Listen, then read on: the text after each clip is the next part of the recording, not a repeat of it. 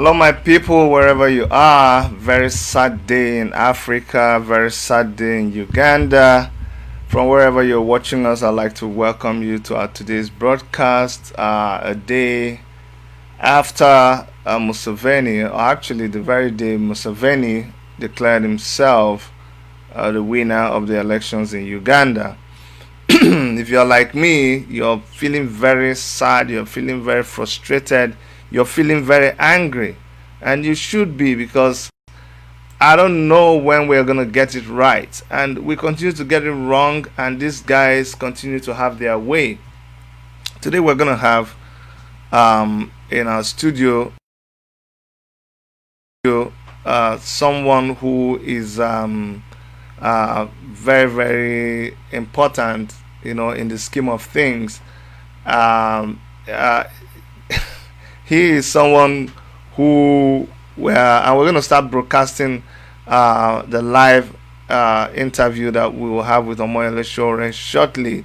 We're going to have him join us, but we just wanted to start to lay the ground for what we're going to be talking about today. Okay, what I'd like you to do is to go ahead, because this is a very serious issue. I was talking with a friend yesterday, and they were trying to make me understand that a lot of times when we discuss serious issues about Africa, our way forward, politics, a lot of people don't seem to be interested. And another program which we also aired, because we are running a 25-hour long transmission and coverage of the events in Uganda. At a time, we just didn't want to update anything anymore. I know a lot of you were worried. You were asking, hey, what is happening? Dr. Chidi, we're not seeing anything. The reason why you were not seeing anything was because at a point they had blocked even the U-vote. We were transmitting what the people in the U-vote, Bobi Brown and his group, they had created an app that was called the U-vote app, and through that app they were supposed to monitor what was happening in Uganda. But these guys, just as wicked as you would expect, after they blocked all internet access, not all internet access, because they allowed access to their own people, but they denied access to different apps, to social media platforms. After they did that inside Uganda, with the help of Alcatel, I think, or is it who I don't know, I don't remember the Airtel. I think it's Airtel, the same Airtel that couldn't that was in Nigeria. They assisted the government, and I hear there's going to be a demonstration to that effect. They assisted the government in making sure that they block people from exchanging information on social media. So after they succeeded in frustrating the efforts of Bobi Wine and his group, they also attacked this app and the broadcasting that the U-vote people were doing. They succeeded in attacking them, and we lost our source of credible information from Uganda. That's why we could not really we couldn't do anything about it. So we apologize, but not to worry, because we all know that election was a sham. We know that everything that happened there was just a sham. It was a charade. It is not what we expected for it to happen. But today we're very, very lucky that we still have people who are reliable, people who are trustworthy, people that we can still go to and say, hey, help us understand what is going on, because we are confused, we are frustrated. But you see, it's not frustration that will cut it. It's not frustration that will cut it. What will cut it is when we have people who know the game, people who understand what should be happening. When we have these people speaking to us, that is when we can try to make sense out of this whole thing. Because if you're like most people, like I said, you're very angry, you're frustrated, you're wondering, what are we going to do now? What exactly are we going to do? And this frustration can lead you to do the wrong thing. But when you have people who are knowledgeable, when you have people who have been in this, for choice of words, let me call it game, who have been in this game for a very long time, people who understand, who see the behind the scene story, people who can analyze what is going on and say, hey, let me explain to you what you're seeing. When you have people like that, then you're very, very lucky, you're very fortunate. That is where I personally find myself today, because honestly, I was supposed to have come live since, but you won't believe it, I couldn't come live because what am I coming to say? I can't even make headway with what is going on. Like, I'm so frustrated, I'm so angry. I needed to have someone explain to me what was going on. I need to have someone make sense out of this whole thing. And that's why you guys didn't see me. And I had to speak with my boss, my mentor, my leader, Omoyele Sowore, before I could make sense out of the whole thing. And I pleaded with him to, because I know a lot of you are like me, you're confused, you don't know what is going on. I pleaded with him to come live and try to make sense out of this whole thing. So, ladies and gentlemen, I would like for you to please help me. I'm gonna try to let me do this. Let me do this. We're gonna bring him in a short while, but just give me a second. Um, ladies and gentlemen, I would like you to welcome to our studio today someone who we regard him as the future of Africa. There are so many of them within the continent of Africa. Like you guys, you will notice in our in our flyer, I put a picture of him, I put a picture of Malema, I put a picture of Bobby Wine. I had put this picture up a long time ago, but now it's beginning to make sense. So we welcome to our studio none other than Omoyele Sowore himself, Mr. President. You're welcome, sir. Thank you, Dr. Chidi. Happy New Year to your viewers. I think this is my first appearance on your show in 2021. Yes, yes. Happy New Year to you, sir. It's good to have you back. They wanted to start the new year with us on a very sad note, going to kidnap you and all of that. But we're so happy that we have you in our studio today. Thank you so much. Now, without wasting time, please help us make sense out of where we find ourselves, because we are still confused. What happened in Uganda and what are we? Just help us make sense of it. There is nothing strange about what happened in Uganda. Uh, I've been in touch with Bobby Wine up till the day of the election, and we knew when they suspended the internet, when they shut down the internet, that it was the last phase of the rigging process. Because without social media, without the internet, Bobby Wine's digital followers will have no way of publishing results from the election polling units across the country. And they knew it. So the moment the internet was off, all bets were off as well. But also, this should teach us a lesson that electoral politics is not enough to deal with dictators, to deal with tyrants.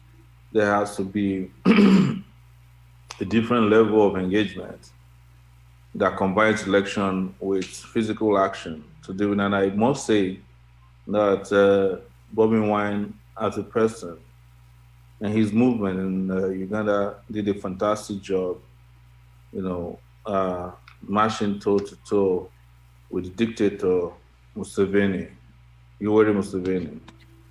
But that's just not enough. And I think it is time for us, those of us who are in the movement in Nigeria, South Africa, and that place in Africa, to come together and look at what happened in, sorry, What happened in Uganda as a way of holistically reviewing our strategies in dealing with these dictators or people I call dinosaurs on the continent of Africa. You have them in Uganda, you have in Cameroon, you have in Togo, uh, you have in Rwanda, you have in Eritrea, I think Burundi as well. I think the guy in Burundi just died, I mean, some months ago, but he was also uh, not going anywhere. We have them in Guinea and also Equatorial Guinea as well.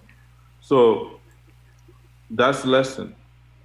That's the lesson for us that we have to be way ahead of these people, more prepared for this kind of engagement or this kind of process of delegitimizing and dethroning a dictator way beyond elections that are supervised, organized by them, and eventually announced. This is what we're saying in 2019 that they didn't hold any election in Nigeria. They knew what they didn't shut down the internet because they were completely in control of INEC, and they were doing what we call see and buy. They looted the treasury where they couldn't buy people. They used soldiers, they used police. There's no difference between what happened in Uganda now and what was the 2019 election in Nigeria. And I feel sad, as you can see. I'm very depressed about it. Yeah, yeah. A lot of people in the past and even now, they have always argued that, hey, sure, why don't you just relax and participate in the election? Why are you always calling for revolution? Why are you? What do you think about that? People saying, hey, wait and participate in the election and go through the electoral process for if you're interested in changing things in Nigeria and in Africa. Uh, I would just say, Father, forgive them for they do not know what they're saying. Why is this? Because anybody who understands African leaders, who understand the continent of Africa, understands elections or what I call selections, would know that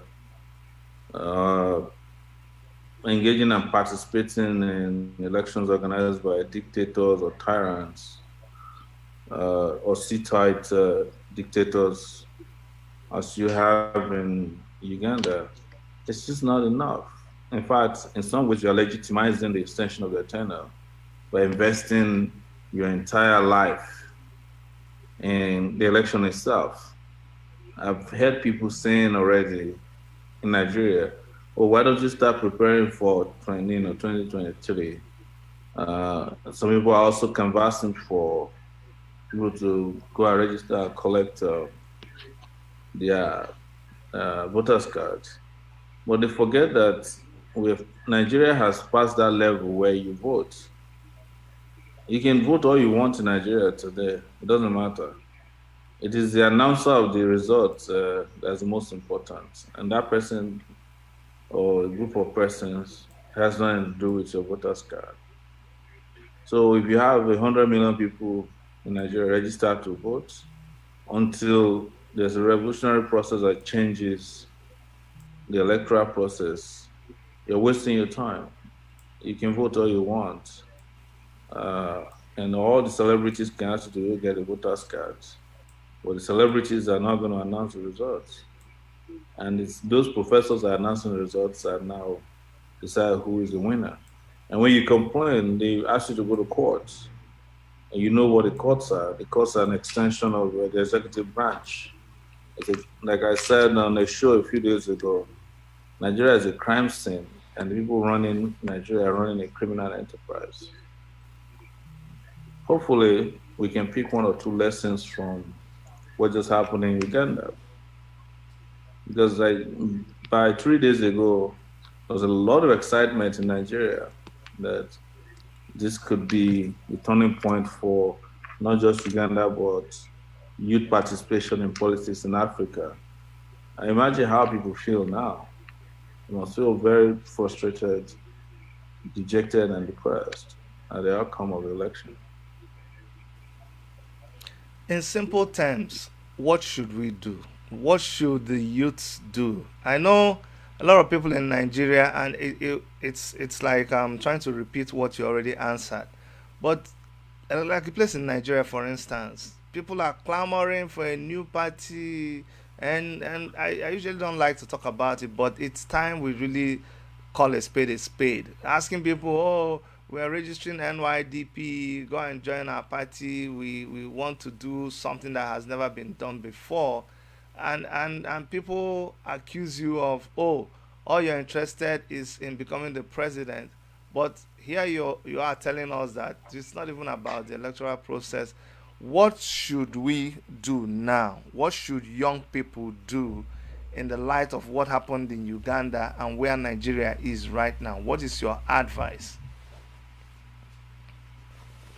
I'll divide into two. Ugandans should completely go into revolutionary mode at this point.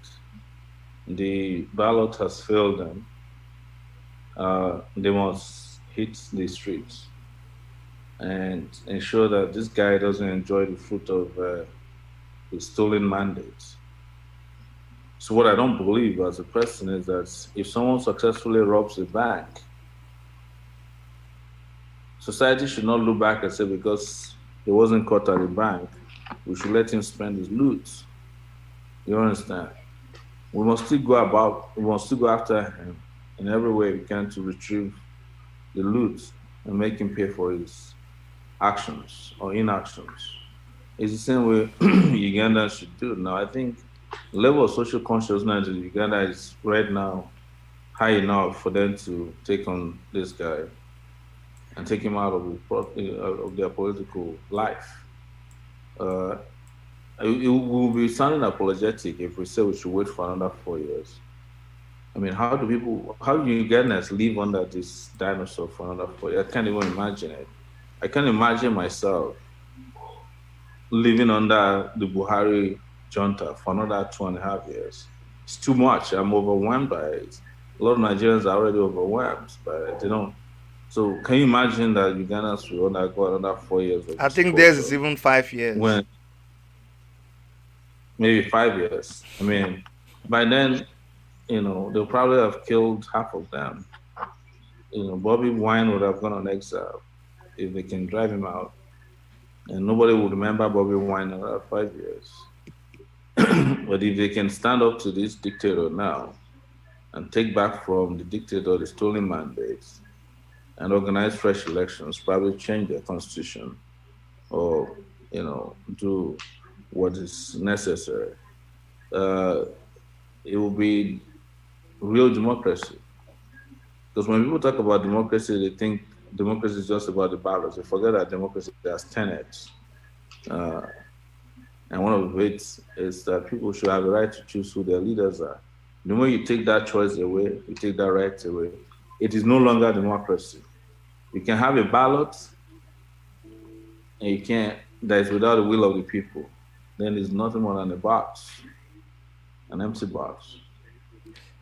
People see you as someone who doesn't want to, I don't know how to put it. They say, why don't you, Sure, why don't you just abandon this thing? Why don't you just rest? Why do you see you as a troublemaker? Why do you keep causing trouble? Because after a short while, something is happening about Sure. If you're not drawing graffiti at the airport and they're arresting your people, arresting you, you are organizing a crossover protest, and you just came out of jail. So why are you not letting up? Why your nose was broken?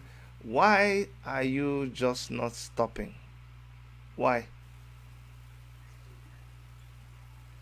No, it's not about why I'm not stopping, it's why we shouldn't stop until we get that society that's desirable. A lot of people say this all the time that maybe we're doing it for our kids, we're doing it for another generation. I think it's a lie. We should do it for ourselves. I want to live in a free society. Right. Let me take you to the times of slavery. There were slaves who were taken in boats and they get halfway in the Atlantic Ocean. Atlantic Ocean. and they confront their slave masters, and they say, "We rather die than go into slavery." They don't even know where they're headed. They don't even know whether it's going to be better than where they're coming from. It's a function of pride. It's a function of will.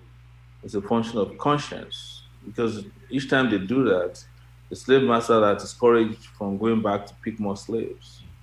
There were even people who arrived the U.S., as you know, Igbos in Mississippi, who had less than 250 meters to go into a plantation, and they deliberately sank their boats. They said they would rather die than become slaves.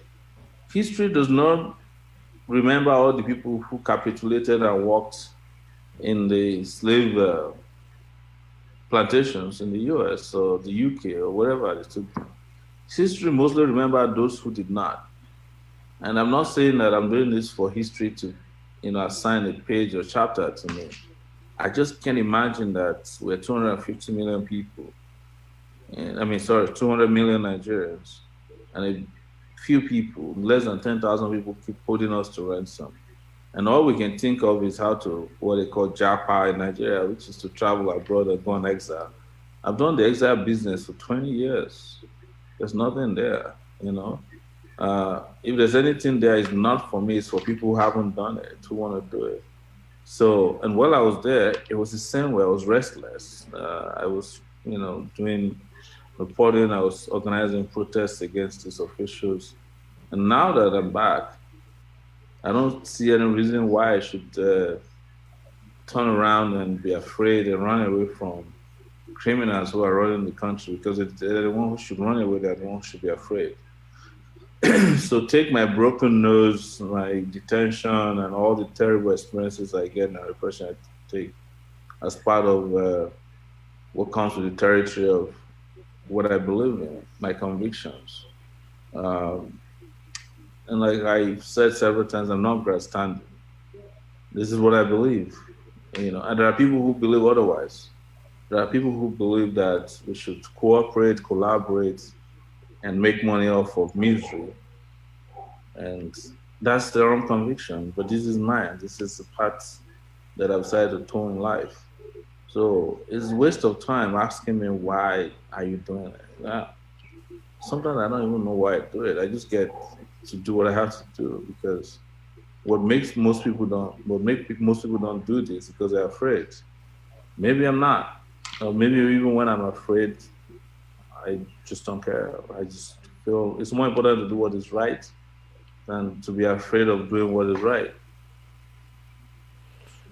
When we did end SARS, Nigerian youths showed a lot of courage. They showed a lot of resilience in standing against the oppressive government. And then all of a sudden, after the killing at Lekki, NSAS seemed to just wither away. What do you think should happen? Because the same youths who were involved in NSAS are all of a sudden at crossroads. And I always believe that people like you who have been there, done that, there are things that you see beyond what a lot of people have seen. I know you supported NSAS, you came out there, you were the first person that came out and led the protest in Abuja. You were actually, you and Deji Adeyanju and Sega Links were the very first people that started the NSAS and made it trend way back in 2014, I think. So, what is the next thing after NSAS? I don't think it's about what is the next thing. I agree with you that people showed courage during NSAS, but I don't think we showed enough resilience. What resilience meant will be that NSAS should have continued on a bigger scale on October 21st, which was the day after the Lekki shootings. And it probably we did on a massive scale after that day when the state showed bare its fangs. We could have shown our own superiority the next day by standing up to them. And probably this conversation will be different today. So that is lack of resilience. But this is not the time for blame game. I'm just saying that we need more. We need more of NSAS type of mass uprising so that we can get the country we want. Nobody's going to ever make progress by these fits and starts kind of protesting that way we're doing. NSAS is powerful, massive. And I can tell you, after having been detained on January 1st at 11, that NSAS achieved a lot. In fact, they're doing everything um, to cover up the achievement of NSAS. For instance, the place where we were first detained on January 1st, known as Abattoir, we were told used to house 700 detainees. 700. Because of NSAS, they let everybody go. There used to be an average of 4 deaths per day from bullet wounds, gangrene, hunger, starvation. But when NSAS came out of fear for the continuation of NSAS, they released over 600 and something detainees. By the time we got there were 76 detainees left out of 700. They cleaned up the place. They were now providing food, water, and access to lawyers. They still didn't allow families to visit while we were there. We didn't see any families coming around. But they did give them more access to the outside world. And the day we left the place was on Monday. We were detained there on Friday. By Monday, they had released another 40 persons because they were afraid of us. They saw us as the face of NSAS. And it's like we came to inspect the cells, so they have to let more people go so that our information to the outside world would not lead to another NSAS. As I speak with you, the Nigerian government, based on intelligence, information we had from being detained by the police, is mortally, I'm using the words not advisedly, but truthfully, is mortally afraid of another NSAS protest.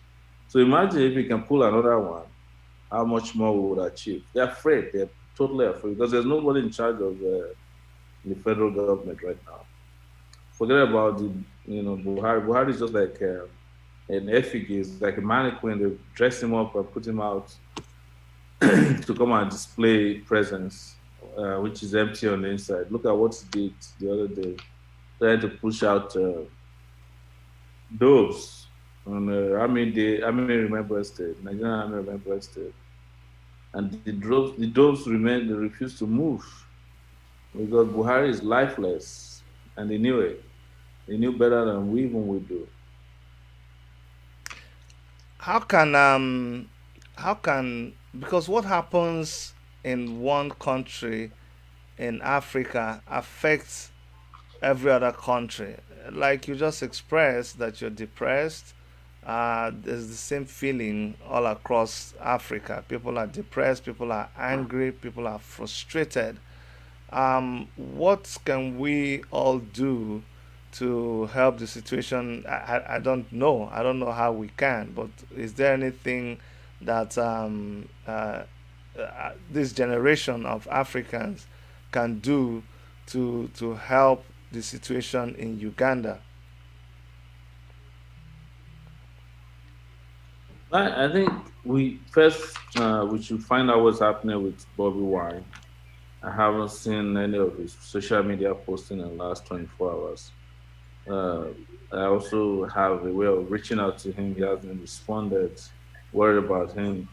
Let's find out how he's doing, what he's up to, and what's the next step. Let's find out from him. Then we just take it from there. Uh, what we need is an African-wide solidarity for Uganda, and it's not that Uganda is the only reason we should fight. It becomes a symbolism for why we should set out now to ensure that elections matter in Africa and dictators get a quick notice, whether they are in Cameroon, Guinea-Bissau, Ivory Coast, and elsewhere, where they're flexing their muscles. I think there needs to be an African-wide response, particularly considering that the African Union is completely gone AWO. uh, on us, and they're not even saying anything about Uganda. And there have been allegations that the West, Europe and America, are the ones who has been pumping up Mr. Museveni's volume over these years, the same way they did with Mobutu Sese Seko and several other African dictators. And anybody reading, who has ever read post-colonial Africa history in Africa, you just wonder where it's going to be all right on the continent, because the story has been the same for more than 60 years Yes, across Africa. it's quite disturbing, actually. Now that you said it, it's quite disturbing that African Union would not say anything about it, even if you are not going to comment on the election. The fact that you would shut everything down, shut down people's means of communication. It's shocking that African Union did not comment about it, and a lot of foreign media were not even carrying it the way you expect. And even I think is it European Union that said they were impressed with the conduct of election in Uganda. I was shocked myself. What what does that tell us? Tells us that nobody's going to do it for us except we do it for ourselves. And the African Union is made up of a lot of dinosaurs. Also, it's a cocoa club of dictators. You know, you have Museveni there, you have Buhari there, you have Otara. Is it Otara? Otara in the Ivory Coast. You have the guy from Eritrea. You have the dictator in Ethiopia. So, I mean, you now also have a dictator in Zimbabwe, and I think Zambia or is it Tunisia? I mean, Tanzanian guy is also crazy. So, there's characteristically, these guys, whether they're elected or self-imposed, they act the same way. So, you don't expect the African Union to condemn one of their own. You don't expect that. I know you're very busy. I don't know how much time you have. Can you take some calls from our listeners? Yeah, I can take like 3 or 4 calls, and just because uh, we love your show, I and know. this is always who we come to all the time to talk Thank you to have so real much. conversation. Thank you so much. So, guys, you heard he can allow a few calls. So go ahead. You know the number to call: +1 647 989 2837. When you call, go straight. Tell us your name, where you're calling from, and go straight to your question. The call lines are ready right now, and I'm sure you would see the number to call on your screen. So go ahead, call right now, and if you have a question for Mr. President Omoyele Sowore, please go ahead and place your call and ask your question. Okay. Somebody here was saying Uche Lemchi. Okay, sorry, we have a caller.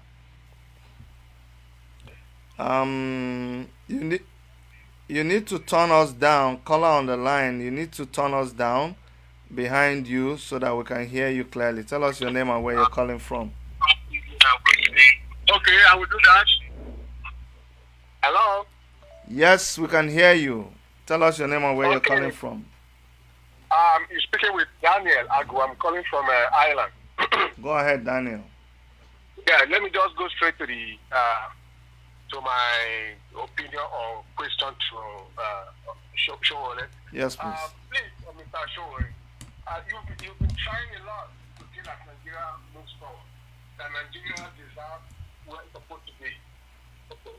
But can you please address the issue of Oduduwa, Biafra, Middle Belt, or Ariwa?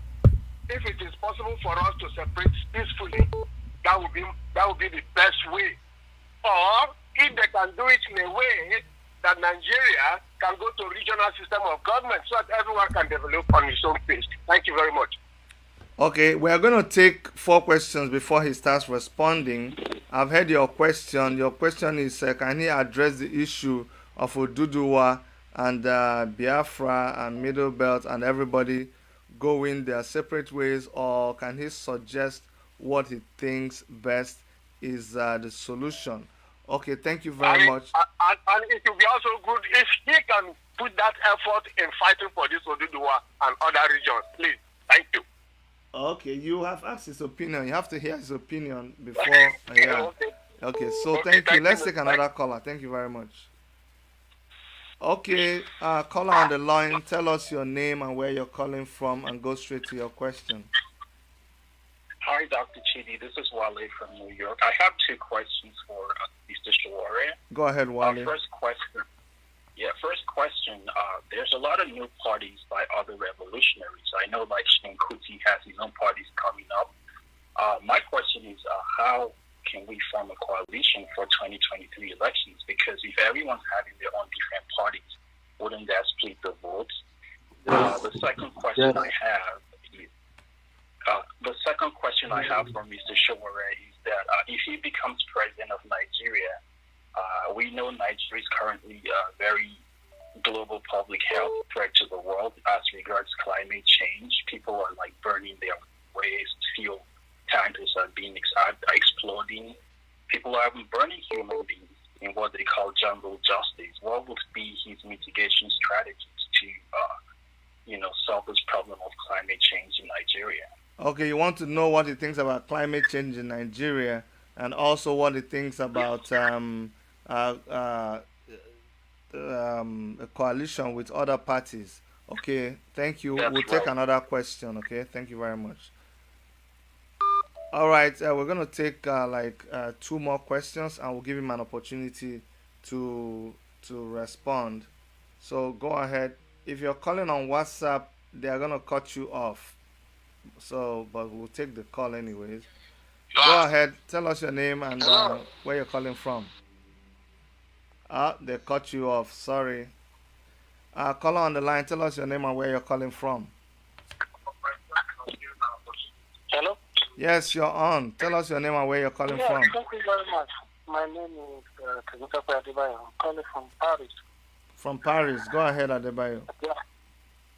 Yeah.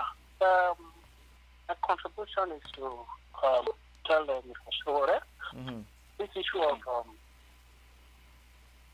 Oduduwa. Because if we look at what is happening today, you can see that Nigeria is not what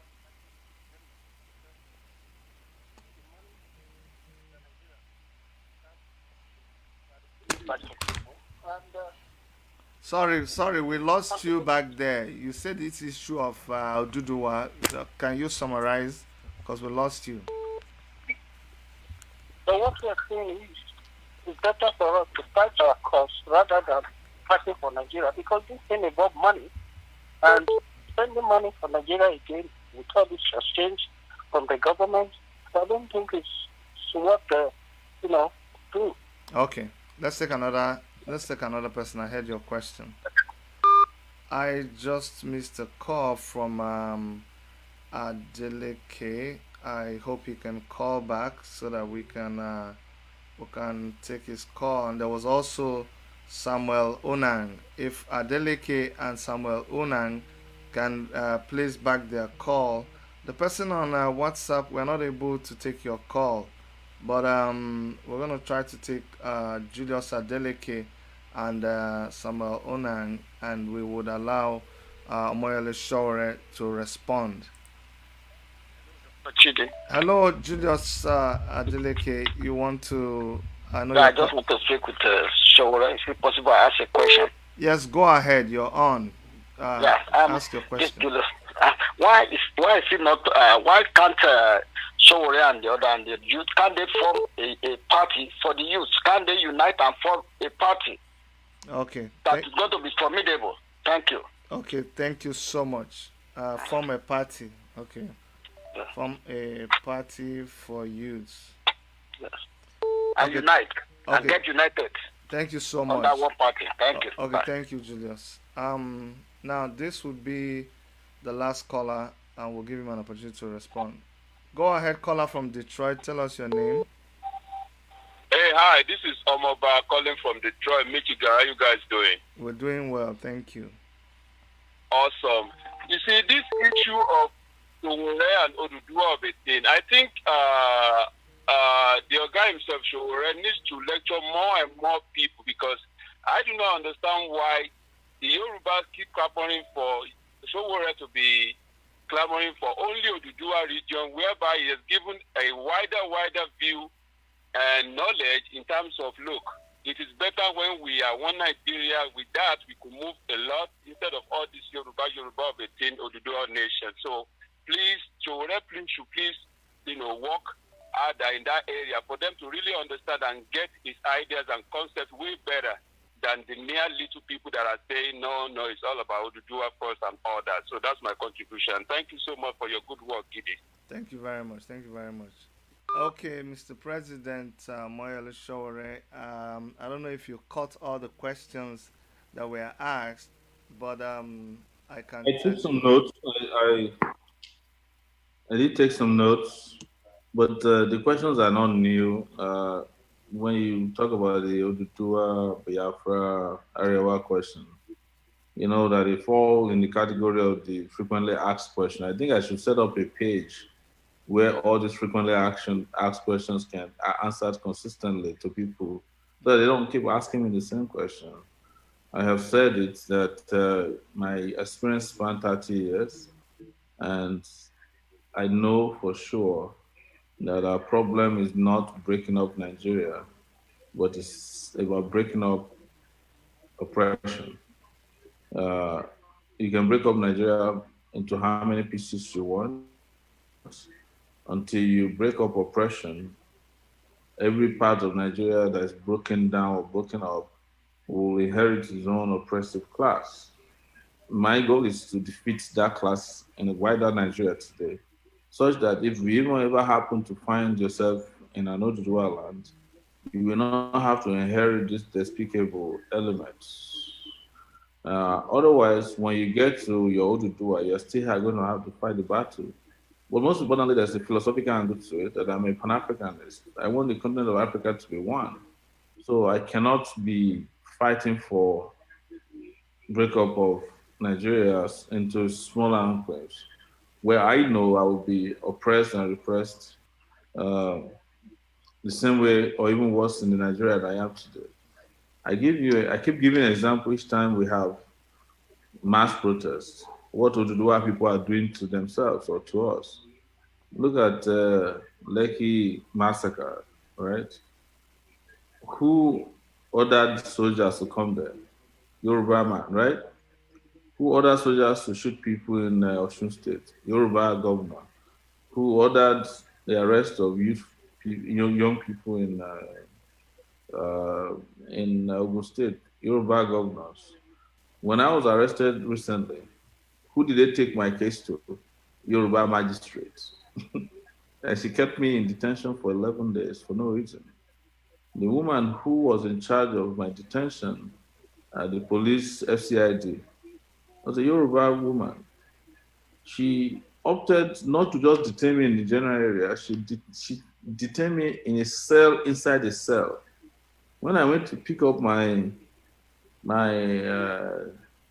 belongings 3 days ago, she started trying to explain why she did it. I didn't care. But she's Yoruba, it's the same Karo Jire people. So nobody can tell me about Oduduwa or breaking into smaller enclaves. We need men of character. We need people who can run countries, who can run spaces very well. Otherwise, we'll just be looking for this very simplistic solution. I happen to be involved with the same argument with our Yoruba brothers and sisters before October 1. Chidi, you remember? I even went on Mayegun diary where they said they want to break up on October 1. I said, who's breaking up? I don't see anybody here who is organizing. And they said it's going to happen. They pointed me to one guy in Ibadan, Sunday Buho. On October 1, the guy did not even leave the streets. Wishful thinking. I think people who want Yoruba to belong to have his own nation state They're perfectly entitled to it, to their opinion. I cannot begrudge them. I can't hold it against them. I can't disrespect them. But they should extend the same courtesy to those of us who don't believe that the only way out is a Yoruba nation or a Biafran nation. I've been through all this. I've seen it. I've spoken to a lot of our colleagues. Uh, and even if you go today to social media platforms, the people who hate diversity of opinion are likely the people from your part of the world. You're wondering if we have the same nation state, would they let me speak? Would I be going to jail in Nigeria today and end up also going to jail in Oduduwa land? Considering that people don't even tolerate me there, So that's an answer to those questions. But I've answered it so many times I can't remember. New parties. There are no new parties except they're registered. A lot of people have spoken about movement of people by Shehu Kuti. Let's wait until it's registered. If they register it, it's the beginning of the struggle for a party. Dr. Chidi will tell you about forming parties. And by the way, we have a party, the African Action Congress, that you can join, and you know who we are. If you're looking for a party, it's new as well, and it's ideologically sound, but we'll have a chance to talk about what happens to parties if they are progressive in the nearest future. Climate change, fantastic question, but don't forget that even before climate change became a sexy word, uh, Ken Saro-Wiwa had been clamoring for it. So it's not a strange buzzword for us. The fight for the cleanup of Guinea land and the Niger Delta region stem from climate change, and I'm actually a climate change apostle. Before most people who are now very vocal about it thought about it, we had been talking about in our position in climate change is that we should cut cover carbon emission to the lowest, clean up the Niger Delta area of Nigeria, and probably stop exploration of oil and go for renewable source of energy, which we have abundance of, being that we are very close to the equator where there's a lot of sunshine. Um, so some people say form a party. I've answered that we have a party already. Then this idea of fight our cause, fight for Odudua. Let me say this today, Dr. Chidi, and it's very important. If what I'm fighting for now, you don't have sympathy for it, how can I trust you to have sympathy for me if I'm fighting another cause? You just want me to do what you want, not what I believe. And that's not how to fight. Everybody who believes in Odudua should step up. Don't hide behind keyboards. Don't just talk. Work the talk. If need be, come down to Nigeria. If you don't come to Nigeria, organize where you are. Try to do what I do. Whichever one succeed first, I'm fine with you. But the idea that we keep talking down ourselves as if like I'm some little baby who have to be, bottle fed to know what to do after 30 years of fighting. I think we should cut ourselves some slack in that direction and respect that. At 50, I'm going to be 50 years old in actually in 30 days. I think I know enough to know what is good for me and what I want to do with my life. So I think the last question, Dr. Chidi, is same Odudua question. Yes. Let me say, I respect all the people clamoring for Odudua, Biafra, Middle Belt. I understand why they're clamoring for it. I understand.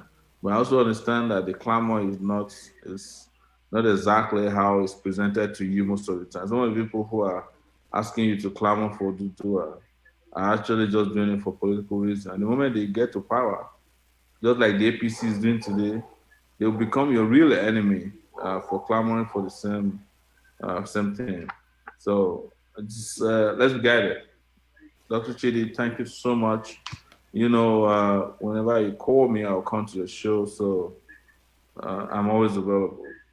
Thank you so much, Mr. President. I really, really commend you. I know you were in a meeting with Wole Soyinka today again. That was a very, very important high-level meeting, and a lot of talking was done there. I know you grant interviews. You're always on the phone talking. We're monitoring the Ugandan elections, so we don't take it for granted that you still accepted to come and talk with us, and we just carry on like nothing happened. You were just in detention with a broken nose a couple of days ago. Some people would have said, "No, no, no, no, I don't have time for this. Let me recover." But it's we feel privileged that you will make out time to come and speak to us. And on a final note, a lot of people have been worried. They've asked, "Oh, hi, Shore's family, what's happening?" And I know just for their benefits, please tell us how your folks are doing. Tell us how. Hello, can you hear me? You mean my Sorry, wife? tell how your Wife, family is doing. I say your folks. How is your family doing? The kids, the wife. they're doing well, considering that we haven't seen ourselves in a year and more than a year and a half now. They're hanging in there, sad, very, very sad and depressing. But the people who are running Nigeria today have no soul. So whatever they can inflict on you, whether death, pain, sorrow, tears, blood, they'll do it, And sadly, even some of their enforcers don't even benefit anything from it, but it's because of those usual primordial reasons. Oh, you you are fighting our townsman, or our ethnic champion, or our religious lord, or you're fighting my friend or crony, or the guy who's my benefactor. That's what drives impunity here.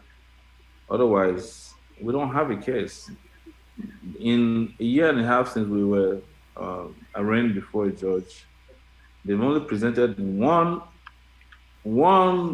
witness in a year and a half, and the guy even contradicted them. He said there was no it was a protest, there was no revolution, and he didn't even know that Buhari overthrew a government before because he was too young at the time that happened. So the, this is also political. People should understand it. For them, this is an opportunity to hold us to ransom against the next electoral cycle. But as I always say on my Facebook and social media platforms, fail they must. Fail they must. Thank you so much, Omoyele Sowore, for coming to our program. It's been a pleasure and honor. Thank you, and please stay safe. Thank you. Okay, bye bye, sir. Have a nice day. Revolution now. Now, Yeah. revolution now, yeah. Okay, guys, so that's been Omoyele Sowore, leader of the African Action Congress and a convener of the Revolution Now movement, and also the convener of the Take It Back movement. There's one thing that he said there. He said that he's been on this thing for 30 years. People should cut him a slack. It's good for you to give your opinion, but sometimes when you give your opinion like you're talking to a baby. He's not a baby. He's well connected with what is happening. And I want to correct one impression here. Sometimes when we get them to speak, it's not that we don't know what their feelings are. It's not that we don't know what their opinions are in this thing, because I mean we stay with them. We know, we relate with him. I'm in contact with him every time, so I know what is his opinion about things. When people say, "Oh, you know what? Sure doesn't care about Oduduwa," no, it's not true.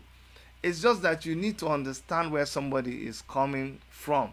He's a pan-Africanist. There are some levels that someone is operating on that he feels that victory, once success is achieved at that level, it automatically spreads down and takes care of every other thing.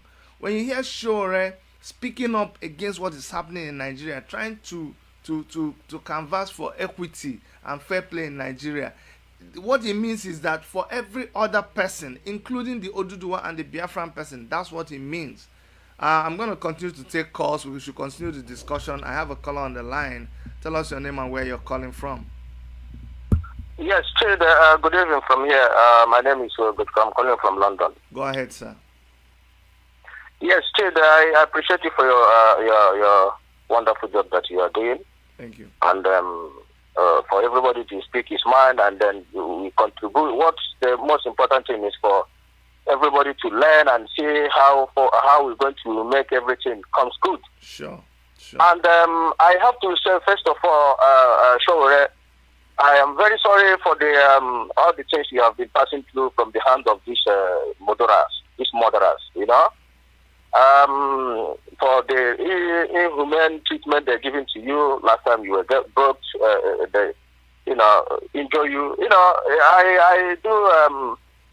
I do sorry about that, because I'm a human being that I feel everybody's pain.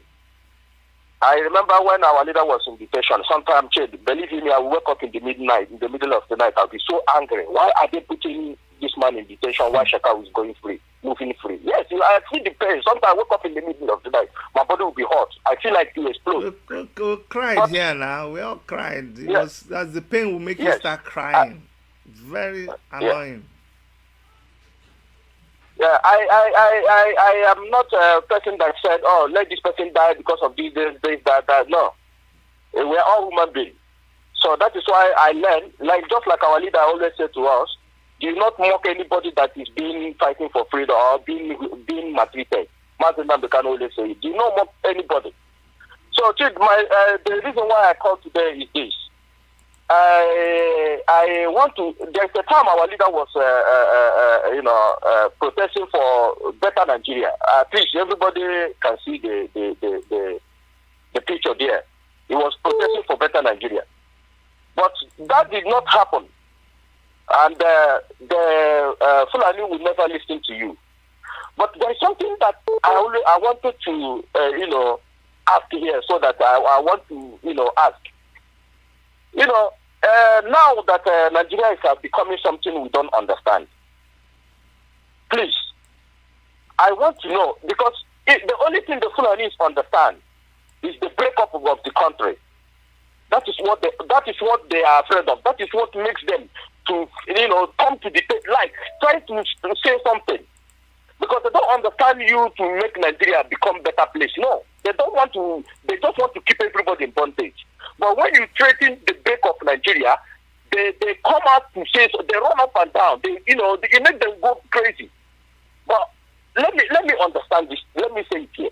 If they refuse to put Nigeria in a better place, at least to let everybody go to the regional place, or to allow the youth to take the affair of Nigeria, this is my own opinion. Either they allow everybody to go to the regional the way it is before, or they allow the youth, just like Sowore is fighting, to let the youth take the affair of Nigeria. Thank you. Because I knew that Nigeria, Fulani will never allow them.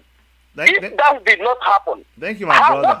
What is the next solution? Okay. Because we are fighting for Biafra. Let me help you. What is the next solution? So let me help you here. Thank you. Let me help you. Thank you very much. And this is what I need people to really listen very carefully and understand.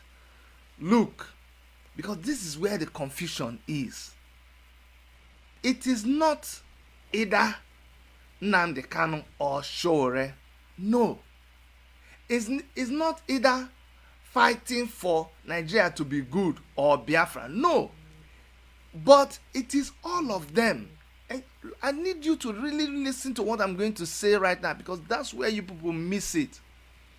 Sowore has not said that, oh, Nigeria should not break up into tiny pieces. Listen very carefully.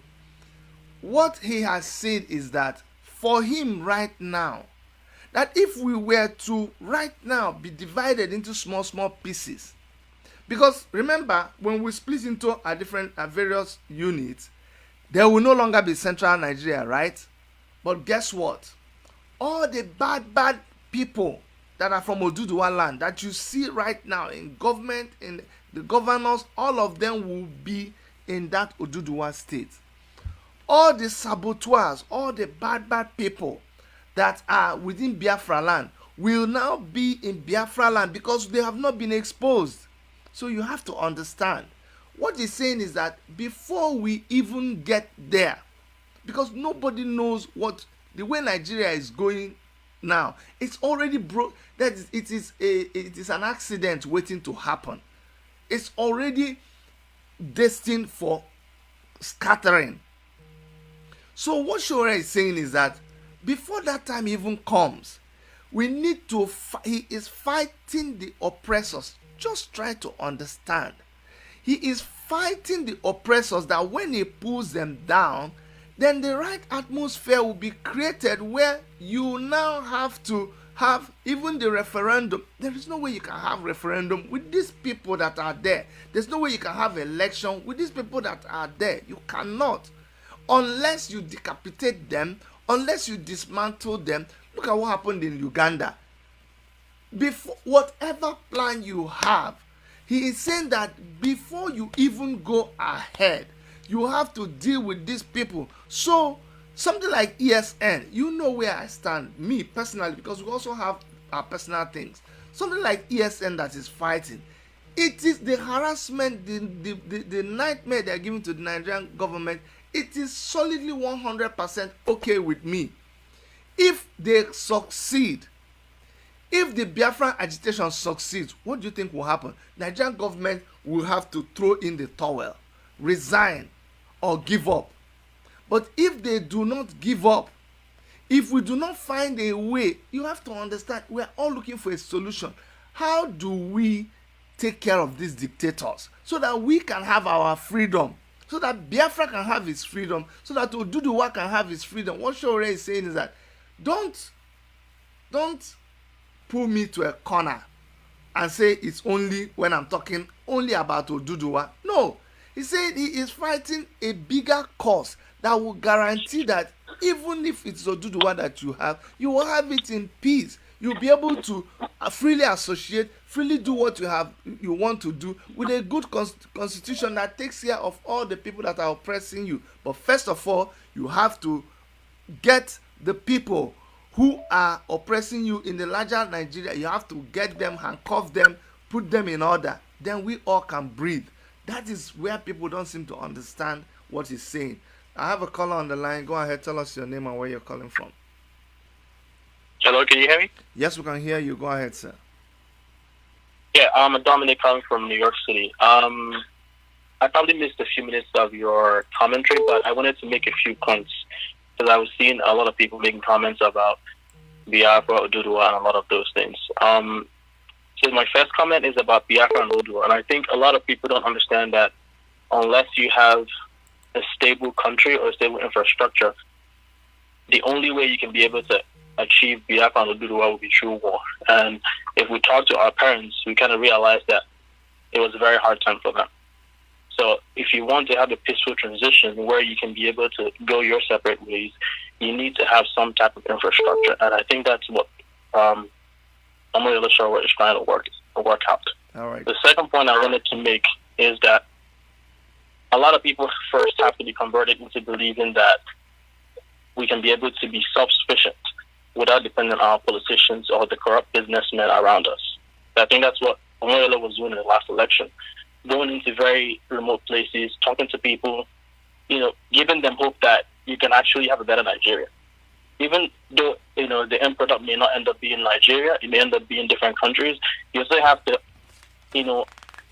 educate people to understand that you can be able to independently take care of yourself. You don't have to depend on the politicians giving you money. So you have to get people on board first. I've noticed that a lot of international activists, the first thing that they usually do is to talk to people, give lectures, speak to people in the language they understand, go out into remote places, youth groups, convert people first. When they are now on board, then you can start to make big gains. You understand what I mean? So people are always, I think we are very impatient in wanting this whole revolution. It is something that may take years before you can be able to realize it. It may not even be in Omoyele Showere's lifetime, but he probably would have laid the groundwork over many years so that we can be able to achieve this, whether it's a new Nigeria or Ududua or Biafra or whatever we want. The last point that I want to make is what y'all talked about in terms of the protest. It's a good thing that we had this big protest, but I don't see how we can be able to have a second form of NSAS movement, because a lot of people were attacked, killed, maimed. So there's a lot of fear in the land at this point. So who is going to be that one or two people who are going to be able to galvanize them again? So I think at this point, All what right. needs to be done is... I need to take another caller, okay? Oh, sure. No problem. Thank you Thank you very much. Yeah. Yes, caller on the line, tell us your name and where you're calling from. Make your point. Okay. My name is Monday. I'm calling from Italy. Go ahead. Thank you, Dr. Chidi. I didn't actually call. I didn't get opportunity to call at the time Mr. Sowore was online with you. It's okay. But it's all good. I guess he's still watching as we are also watching over here. Thank you. Now, for a short period of days now, I've been contemplating on particular stuff. The Ududua, the Arewa, the Biafra, they are agitating for a good cause. Revolution for a good cause. There's no doubt about it. But I'm bothered on a particular issue now. Now, the money Nigerian government is borrowing now, if there be a separate nation, who will pay the debt? This question, I'll need somebody to help me answer this question. Who will pay this debt Nigerian government is into now, if there be a separate nation tomorrow? One. Number two is that it's very disheartening the way the Yoruba Ududua agitators are going about their agitation these days. It's very easy for them to just betray Sowore all of a suddenly. Just turn back all of a suddenly. That means it will be difficult. It is not showing to me now that this is what has been happening in the days that we are yet to be born. That they always say Yoruba is a betrayer, I'm a Yoruba. There's no doubt about it. But I said that I can't keep lying on the backyard of darkness. It is not possible. When we are fighting a group, let's face it once and for all and settle the score once and for all. Not that we'll be branching left and right, looking for where it will be favor me, where it will be favor me. No, let it favor everybody. Okay. Thank you so much. Thank you That very is much. my point. Thank you Please, very much.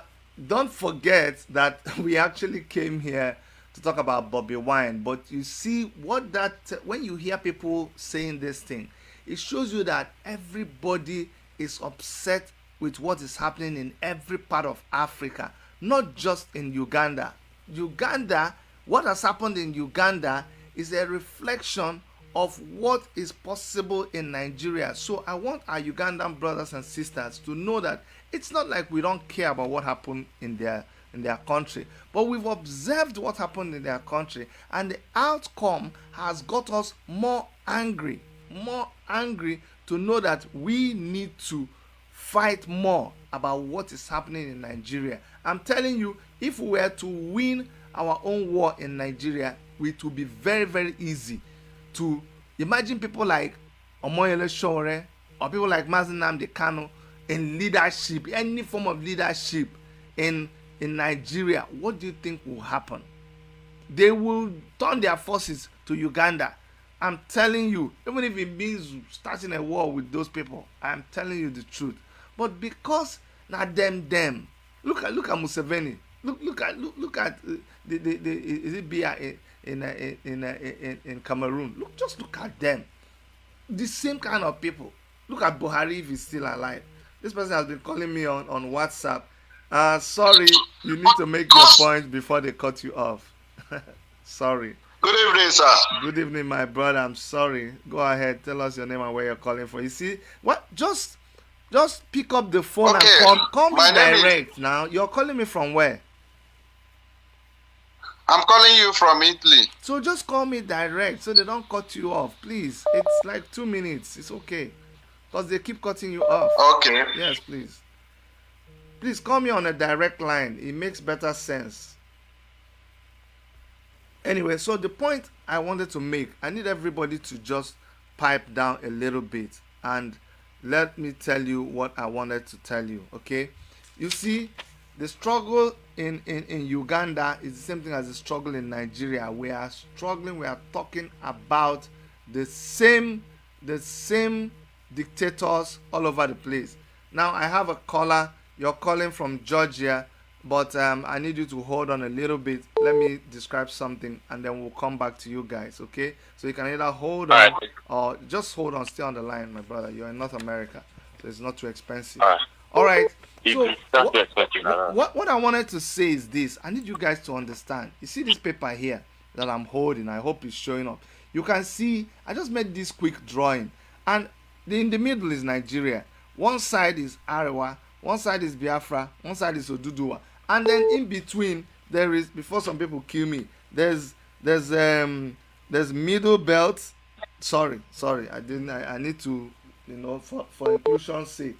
There is of course there's middle belt, there's Niger Delta, okay, there's Duduwa, there's so many other people, okay. So there's middle belt, don't mind my writing, and there's Niger Delta, okay, Niger Delta, and then there's so many other groups, okay. So let's assume this is it, okay. And there's this big thing is Nigeria. Now before you begin to talk about this, is what it's easy, we can separate, everybody goes their separate ways, we break into tiny other countries, all of these things, it is okay. But the problem is that while you want all this to happen, there is somebody that is like this. There is this Nigeria, there is a force that is holding this whole thing like this. Everybody inside here, whether you're Yoruba, whether you're Arewa, whether you're anything, there is this force, and this force we need to be able to decapitate this force one finger at a time, another finger, break it, so that these people, remove this one, so that these people can let you go.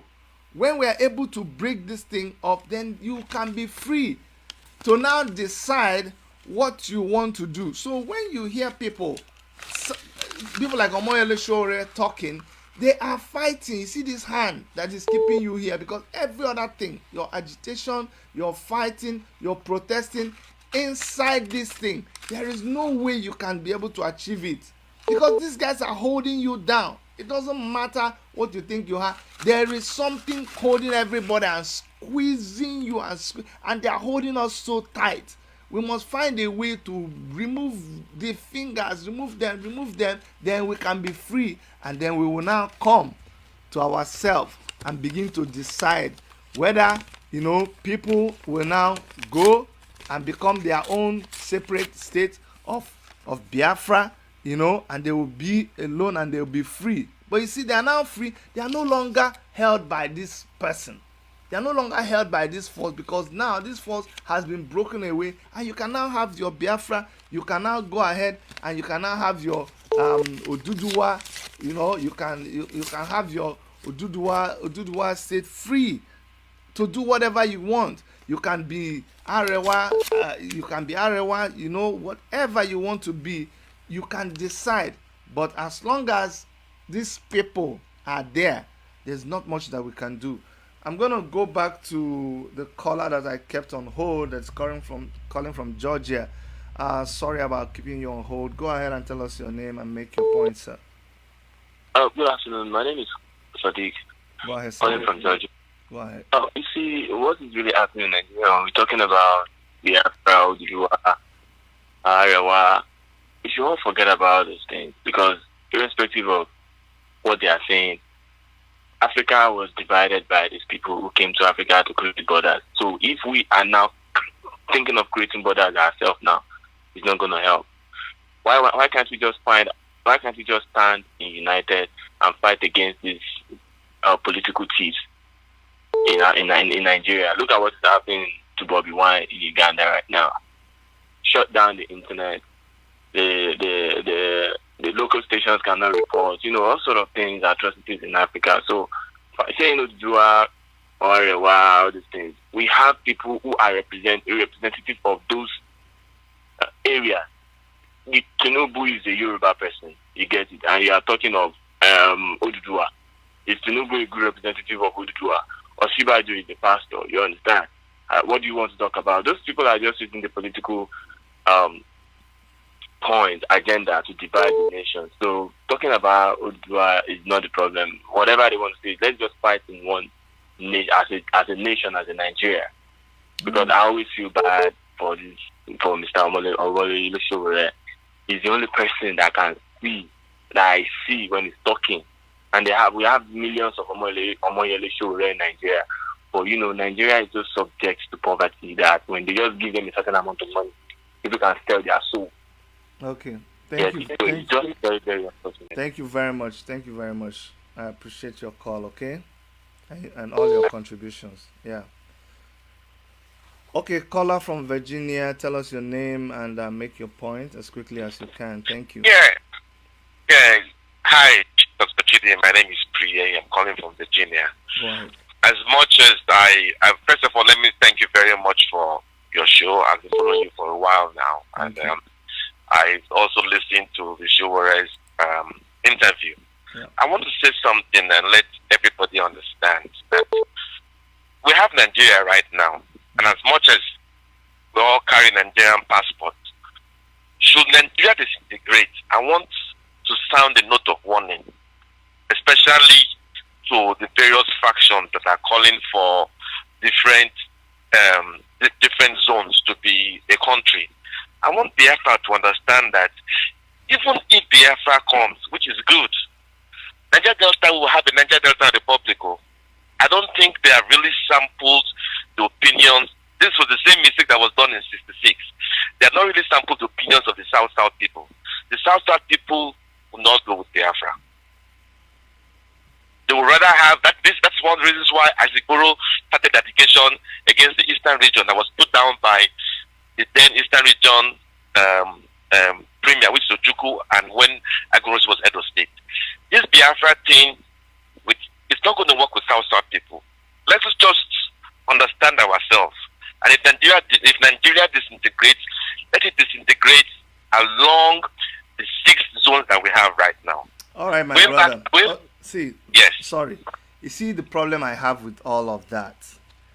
People say, na da no na ani n'etilu okwa no n'enu aki, and I'll explain it. That means you cannot be on the ground and be preparing the palm nuts that you are going to use to chop the what they call that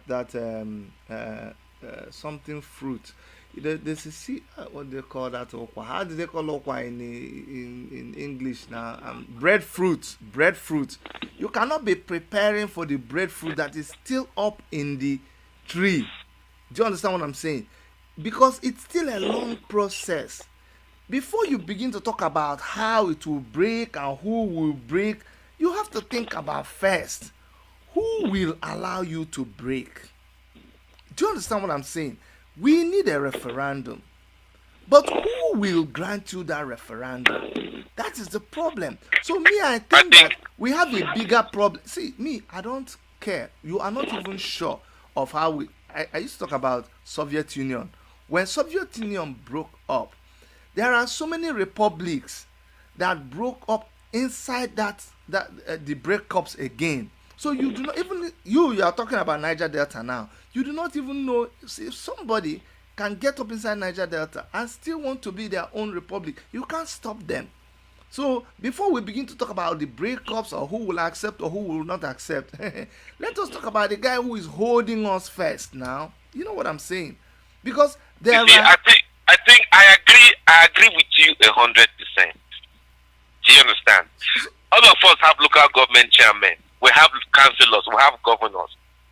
Just like Sowore said, it is not the breakup. It is the people that are perpetuating what they are doing right now. I believe that Nigeria should remain. Let me tell you something. Let me tell you something. Let me finish. Let me finish. Go ahead. Nigeria should remain, and let us go to a confederal system. Because I'll tell you one thing, there is no way the people of, at least I know for the Jaw people, let me not talk about Niger Delta as a whole. There's no way the Jaw people will settle for Biafra. That's one I know. And I know you know that's true. So the best thing for us, it's just, the same thing happened in Sudan. After Sudan went, let me finish. After Sudan went up and divided, there was still another civil war in southern Sudan. So the best thing for all of us as Nigerians, I have Igbo in-laws. I have Yoruba nieces and nephews. I have Igbo nieces and nephews. Hell, I have Hausa's northern nieces and nephews. Why don't we just remove that this breakup thing? It's a diversion. Let us just go for a simple resource control confederal system, just like they have here in the States. It's not like I'm cutting you off, my brother. I wanted to move on a little bit. I really understand you, and I appreciate it's your opinion, and what I say is my opinion. There is no hard and fast rule that everybody must accept, each other. What I'm only appealing to you is this: there are things we do not know. You will count one and then you will count two, but before we go count 1 and 2 and 3, before people started proposing a breakup, you need to understand that you already pushed them to the wall. That's why we cannot say that the person agitating for a breakup doesn't have a point. You understand what I'm saying? And if you listen to Omoyele Sowore, he is not against the people clamoring for Biafra. He is just saying that before that, so you get what I'm saying, whatever will be after, the man who is clamoring for Biafra, Mazi Nnamdi Kanu, he was also clamoring for unity in Nigeria before nobody listened to him, before you push him to the wall and he say, you know what, Biafra for me. Now he is clamoring for Biafra. We cannot even fault him. You that you believe Niger Delta or who will not be under Biafra, fine, just clamor for what you want, but let us direct all our grievances towards the people that are at the center. And when Sowore is calling for, and that is where I may disagree with you. See, right now with the situation in Nigeria, with the situation in Africa, no amount of civil, negotiation and talk, no, it will not work again. That's why Sowore is asking you for a revolution. What a revolution will do is bring everything to a halt, and then people will now talk. But before that time, we have gone beyond sitting down on a table to talk, to reason. Because the person you're reasoning with is a killer, is a wicked guy, is a robber. So thank you so much for calling, my brother. I really appreciate your call. Thank you. Now, for the rest of us, and for our brothers and sisters, I need someone to call me from somebody who is a Ugandan, somebody who is from other parts of Africa. Please, I need to take a call from you. Anybody that wants to call, if you know you're Nigerian, please don't call. I want the next call to come from someone who is an African. Either you're from Uganda, or you're from South Africa, or you're from Zimbabwe, or you're from every other African country. I need our Ugandan brothers who are watching right now to understand what is going on. You can see by the things that we are speaking about that we are in the same place you find yourself. Now, caller on the line, I hope you're calling from, they're not Nigerian. Are you Nigerian? No, I'm not calling from Europe. I'm calling from Europe. I'm saying, are you from Nigeria, Biafra? Yeah, I'm from Nigeria. Then you need to, I'm a Yoruba. No, please give us a few minutes. We want to take calls from our brothers and sisters from other African countries. So please, I need someone to call me that is not Nigerian, someone to call me that is from another African country. I need you guys to understand that we are in solidarity with you. But by x-raying what is going on in Africa, we're trying to identify with you, to let you know that we are also fighting dictators in our country, that we are tired of being tired. Now, like I said, I want to take a call from someone who is from another African country. So caller on the line, where are you originally from? I'm calling from Florida, but I'm from Gambia. You're from Gambia. Yes, thank you so much, my brother. Go ahead, tell us your name And turn us down. You're listening to us also on another device. Can you turn the volume of that device down? Okay. Can you hear me now? Yes, we can hear you. Tell us your name and where you're calling from and which African country you are from. I'm from Miami, Florida. Go But ahead. I live in Florida from Gambia. Go ahead, sir. Yeah, I've been following the Mr. Omoyele Sowore, Sowore, yes. and I really like the guy. He's a very, very strong person. And but the reason why I'm calling is because this guy, I think he needs to channel his fight also with the justice system in Nigeria. Because I think Mr. Buhari is not the only person to fight. Why? Why do you think so? Yeah, because if you see what is happening in America here, Yes. when Donald Trump bring the fraudulent case to the justice system, they do their job and they throw all the case out of the system. But that is in the American system. Do you understand that in Nigeria, Yes, I know. the court is Excuse me, not I know, independent in Nigeria? So how can you fight something that is already under the pocket of the president? In America, it's the reason different. why I said that is that I know because in Nigeria too. Because why everybody is coming to America is because there is a justice system, and in Nigeria, everybody is the Hausa or Yoruba or the Igbo people. Yeah. Everybody wants one thing, which is justice. And if there is a justice system that is working properly in the middle, everybody will benefit. And that is what Omoyele Sowore is actually fighting for. I follow this guy every time. He is a very strong person. Nobody can break him down. But the rest of Nigeria, they need to understand this. That there's nobody who can face all these demons in system or the political system like this guy. Because this guy is not a friend to all the corrupt people. Exactly. And when you corrupt, you can go say the truth. Thank you so much. The Nigeria people need to realize this guy is a savior for Nigeria, but I hope it will not be too late before they know. Because after this guy die now, they will be telling, hey, this boy is a very strong fighter.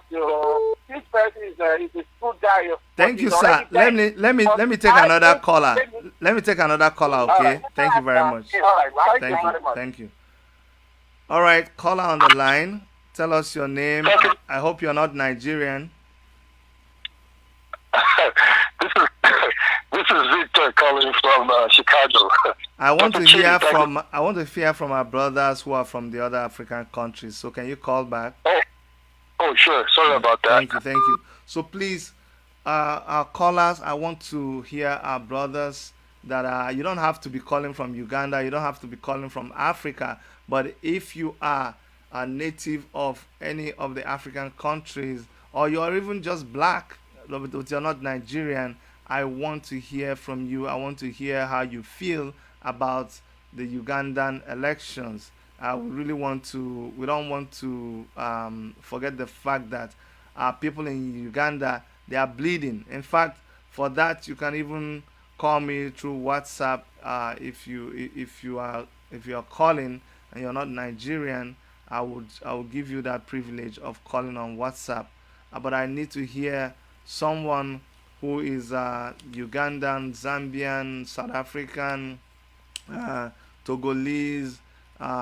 We just heard from someone from Gambia, but Zimbabwe, anybody from another country, Ghana, please call. I want to know how you feel about what is going on in Uganda. A lot of our people don't realize the pedigree of Omoyele Sowore or how he is seen in the eyes of the rest of Africa, and that's why sometimes we want to put him in a corner, bottle him up and tell him this is where we want you to sit, this is what we want you to say, this is what we want you to do. It doesn't happen that way. We must learn to respect everybody's struggle. All, and I mean all the freedom fighters. We must learn to recognize them and appreciate what they are doing. It takes a lot of sacrifice. It takes a lot of sacrifice on their side to do what they are doing. There's a lot of our brothers and sisters who are making comments on the chat room. I see a lot of you. Please do us a favor. Would like other of our African brothers and sisters to hear your own perspective and hear what you have to say. There's a lot of you. I'm reading your comments. I see you, but I really want you to call the number above. Someone is saying in the chat room the number to call is +1 647 989 2837. I don't know if you guys are shy to call. You're already using a device, so it's easy.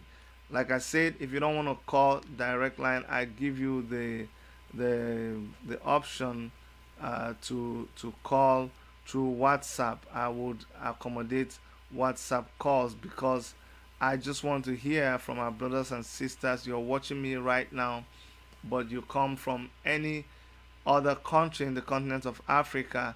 I need to hear you. Call us and let us know how you are feeling. A lot of you are writing that Uganda is bleeding. Speak up for us. We want you to speak up for us. Please call into the show. I need people to hear you. Hamidu Sekitoleko, I think you are not Nigerian. Aisha Nakweje. I don't want to mess up your names, but please, I would appreciate that you could call and we will listen to you. Yes, caller on the line, tell us your name, tell us where you're calling from and which part of Africa this is, you're from. Brian, I'm from Uganda, but I'm a student in India. Go ahead, my brother. Okay, I'm happy that you are with us. But just a challenge for us in Uganda. Museveni was claiming that he's not. Because for us, we are around 80% of the population of the current population. So we decided to hold this vote as I can call it a protest vote. So he has been always hiding himself in the name of democracy, but yet we are under a military rule. So now what we decided to do is that we just go and vote in large numbers, and that is what happened. So for us being on camera. Hello? Yes, I can hear you. The other calls are cutting you off, so I just try to come back to you again. Oh, okay. Yeah. So now are you with me now? Yeah, I'm with you. Please, other people should not call so that he can finish speaking. Go ahead. Hello. We are with you. Okay. We can hear you. Okay. Now, what we decided to do, we took the voting as a protest vote to show all his actions. Uganda, minus its position, it's like a strategic position in East Africa because it controls all the routes going to Rwanda, it controls all the eastern routes going to Congo, it controls all the routes going to South Sudan, and then it is hiding in the name of US in Somalia because it's now taking on all the responsibilities of USA in Somalia. And then in South Sudan, it is the one which Uganda is the one which is in charge of the northern border of South Sudan and the southern border of Sudan Khartoum. Now in Congo, I don't know if you've ever heard of M23 rebels, which were around in Congo in around 2012 there. Yeah, I heard those about were that. the government. rebels. Now, that's where the problem with Rwanda came in from, and we had a problem with Rwanda during that time. Because Rwanda... Hello? Yes, yeah, you just round up because there are people calling direct. They are cutting you off. Okay. Okay, sorry. So now what we are trying to do is that we are waiting for internet to come back. Because right now he has already declared himself. So we hope that internet, then we are just going to put evidence everywhere. Okay. All right. Thank you very much. We're with you guys, and be waiting for when the internet comes back. Okay. Yeah. All right. Yeah, Thank you. and then maybe use a camera as your security, because camera can expose everything. Everyone will know everything with the camera. Sure. Thank you very much. Thank you very much. Yeah. Okay. Have a good day. You too. Bye bye. I had calls coming in, direct calls. If you guys can call me back now, because I really wanted to give him a chance to talk. If you can, those of you that were calling direct, that are from other African countries apart from Nigeria, you can call right now, and I'll be taking your calls. If you can please, because we need to hear from you. We cannot be speaking up for you, and we don't even know the situation out there in Uganda, or through the perspective of our brothers and sisters in other African countries. Go ahead, tell us your name and where you're calling from. Hello? Hello? Yes, please. Hello, this is Wale. Wale, we're picking calls from our brothers and sisters in other African countries. Okay, I'm calling from Brooklyn. Yeah, but you're Nigerian. Yeah, I'm a Nigerian. Okay, so please, let's give them a chance to. We're focusing on Uganda now. Let's give them a little time to talk. Okay. Okay. Thank you. So once again, we want to hear our brothers and sisters from other African countries call in and help us understand from what the last caller said. He's a Ugandan. He's trying to tell us that the problem is even more complicated than what we're seeing, because it looks like the Ugandan government, and you heard Omoyele Sowore say something like that, they are meddling with other with foreign countries like US. And you see, it looks like US is using them to do certain things, certain places. So that's why it is not easy for them to speak against what is going on in Uganda. And like they've always said, that it is only us that can rescue ourselves. We have foreign countries coming and help us from time to time, but that somebody just ran to your house to come and separate a fight doesn't mean they should come and live in your house and provide security for you. You have to learn how to stand up and defend your family. Do you know what I'm saying? You're a married man, you have kids, you have a wife. Somebody just came one day to prevent someone from beating up your wife. You cannot go and expect the person to now carry their load and come and live in your house and be defending your wife and your kids. Why are you the man of the house? You need to rise up. And if you are not ready to defend your family, you shouldn't be married in the first place. Why am I saying this? When you're a nation and you call yourself a nation in Africa, your citizens must rise up and defend their nation, even from internal threat, like somebody like Museveni, who is a threat to his own country, to his own kingsmen and women, to his own generation, and getting himself entangled with foreign countries to perpetrate all the evil he's perpetrating on his people. It is not good. It is very, very shameful. These are the things that we have to fight in Africa. We are actually focusing on Uganda, on what is the way forward. I know Bobi Wine put out a statement. I need to push out that statement so that we can, I think we have that video on our channel, but I'm going to wait to receive that video. I would want to play that video for you so you see what Bobi Wine has said concerning the elections in Uganda. He made a statement. He made a statement about the elections, and I'm gonna play that video for you. I'm gonna ask that the video be sent to me, and then I will be able to play the video.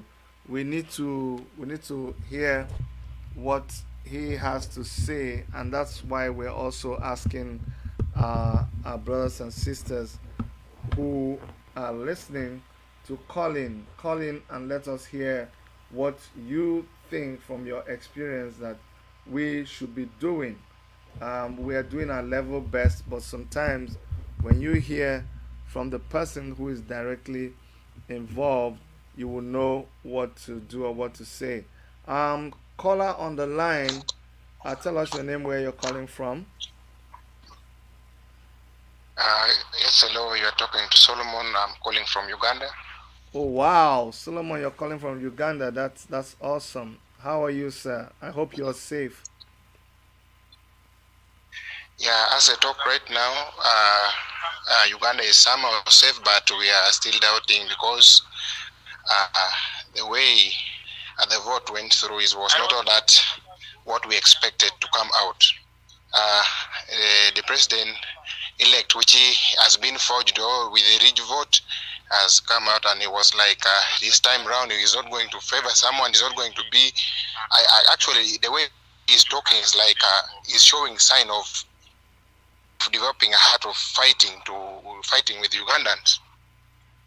Oh yeah, they know their time is up, and you guys must realize that the military he has, the forces of oppression that he has, there's no way they can be more than the population of Ugandans.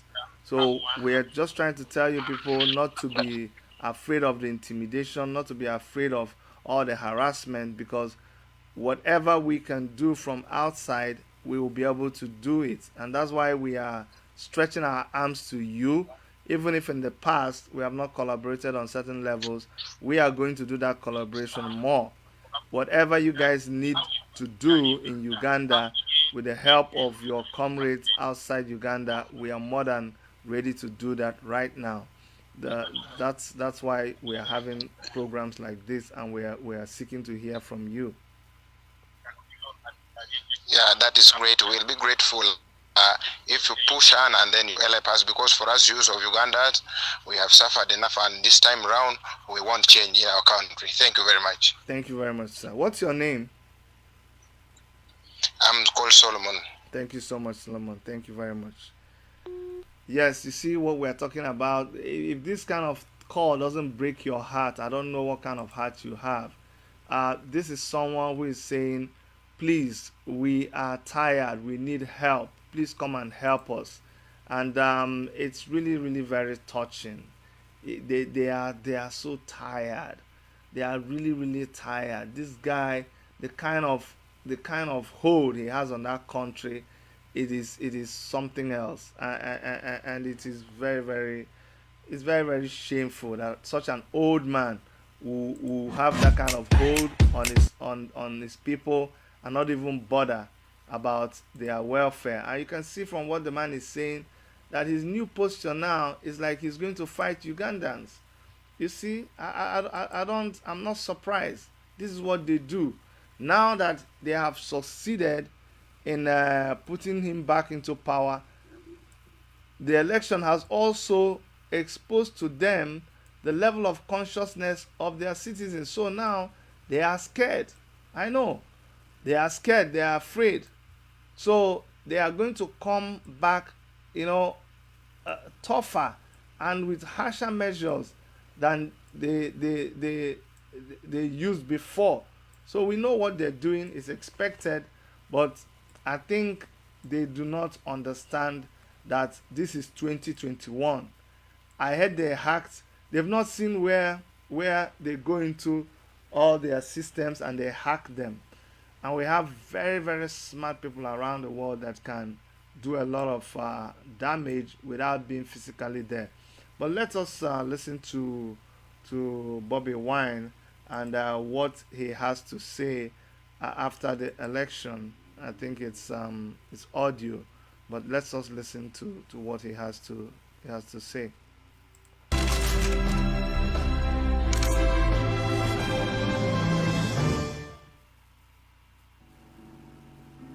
If I could speak to Ugandans, I would tell them, and I know soon I will be able to speak to them, I will tell them to reject the fraudulent results that the Electoral Commission is announcing with the contempt they deserve. I would tell them to stand firm, not to lose heart, to stand firm and claim that their voice reigns supreme. I would tell the Ugandans to be strong and know that this is not the end but just the beginning of a large and lengthy struggle for the people, for the voice of the people to reign supreme. I know that General Museveni, using the military, cutting off the internet and cutting off all communication, is trying to keep Uganda in the dark and to keep the eyes of the world away, to make sure they oppress and suppress the voice of the people of Uganda. So I call upon the people of Uganda not to accept Museveni's illegality, to stand firm. We are looking at all non-violent, all legal and all constitutional options on the table, and that includes peaceful, non-violent and legal protests.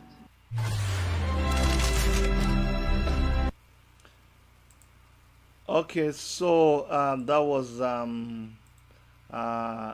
Bobi Wine. I don't know how he was able to get that audio out. As you guys know, that he's under arrest. The government has clamped down on him. They've been molesting members of his party. They've killed a lot of them. They've suffered a lot. What you are seeing in Uganda is more like what happened after the NSAS. They're trying to break the spirit of the people, and we as their African brothers and sisters must do all we can to help them. Okay, I think we can do this for maybe another 10-15 minutes. I will take calls now from anybody. You want to say something. You don't have to be from Uganda. You can be from any other African country. You can be black, white, Hispanic, anything that you identify with. You can call in and make your voice known. Africa, it's really time for you to wake up. We must wake up. These guys, they make us look like we are foolish, we are stupid. Look, just look at. You need to look at Museveni. Look at him. He's been there for. He was there when Bobi Wine was 4 years old. Can you imagine? 4 years old. That's when he became the president of that country. He has now ruled for about 36 years. Now he is being signed on to rule. So by the time if he were to end this tenure, by the time he's done, he would have ruled that country for 41 years. 41 years in power. It is a big shame to us in Africa, and we must do something about it. We must do something about it. I'm telling you. I'm telling you.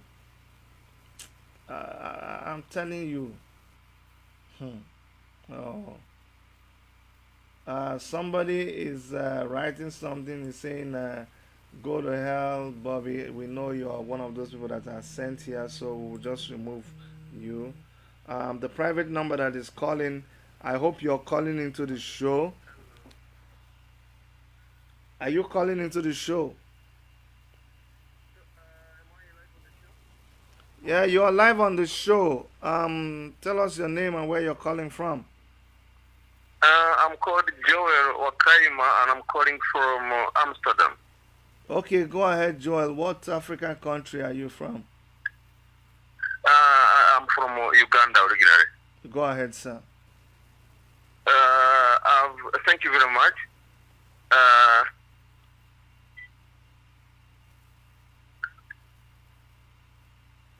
Hello? Yes, I was saying thank you very much for this wonderful program that you have given us to contribute to the ever-ailing African continent. Yes. But particularly in Uganda, you guys who live living far away from Uganda, there are things which you have missed to know. This is a country which welcomed this man in '86 massively. People dancing on the streets. We thought, having lived through so many turbulent years, this man had some brains. Everybody thought he would do something. But as early as 1987, the gentleman had started behaving like a murderer. Actually, he murdered a very, very prominent professor called Dr. Kaira in '87. Yes. We're talking about Museveni, right? Yes. Okay. Yes. Yes. He murdered a person who had for years struggled to help younger people. That's the professor. He wasn't just a rebel, but he was a professor, a classroom teacher. So this is the time we should have seen that this guy had no agenda for the country. But the international community continued to leave this man aside. They gave him a lot of aid. They gave him everything. Actually, he has collected more money than all other regimes combined previously. We have tried to resist. We have written letters. We have demonstrated. We have written to the UK. We have written to the US. They don't really respond to our calls for rescue. Now here we are. The man is just murdering everybody on the street. He has embezzled every money. He is a very corrupt man. He has used his family and friends to amass welfare. He has buildings in Singapore. The UK government is aware that this man has been amassing welfare in the UK. The Prime Minister, who is currently Prime Minister, was in Kampala to congratulate a man who had just massacred 151, I think the previous month, he had massacred 151 people in Kasese. So the UK is saying one thing with one side of the mouth and doing something else with another side of the same mouth. That's very unfair. At least the EU this time, we cried and they didn't go to Uganda to observe the elections, which was good. That was good. But we ask yourself, what else can they do other than just refusing to go to Kampala to legitimize the elections? They're not going to do anything more. They're going to walk on as the man again roasts the whole country as he enters his 90s.